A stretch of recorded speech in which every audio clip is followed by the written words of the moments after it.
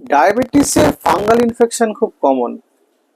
যে জায়গাগুলো একটু ময়েস্ট থাকে সেই জায়গাগুলোতে ফাঙ্গাল ইনফেকশন বেশি হয়, যেমন আর্মপিটস বা গ্রয়েন মানে কুঁচকিতে, ব্রেস্টের নিচে, এইসব জায়গাগুলোতে ফাঙ্গাল ইনফেকশন অনেক বেশি হয়।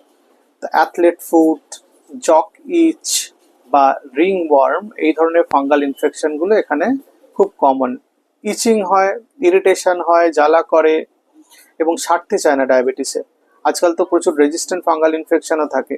সুতরাং আপনি যদি বেশি ঘামেন তাহলে ঘামটা মাঝে মাঝে মোছার ব্যবস্থা করতে হবে। ভালো করে চান করার সময় যেই জায়গাগুলো বেশি ঘামে সেগুলোকে পরিষ্কার করতে হবে। কোনো রকম স্কিন চেঞ্জেস বা ইচিং এইগুলো যদি দেখা যায় তাহলে ডাক্তারবাবুর পরামর্শ নিতে হবে। আর সর্বোপরি আপনার ডায়াবেটিস খুব ভালো করে কন্ট্রোল করতে হবে। ডায়াবেটিস ভালো কন্ট্রোল থাকলে আমাদের ত্বক ভালো থাকে এবং ইনফেকশন অনেক কম।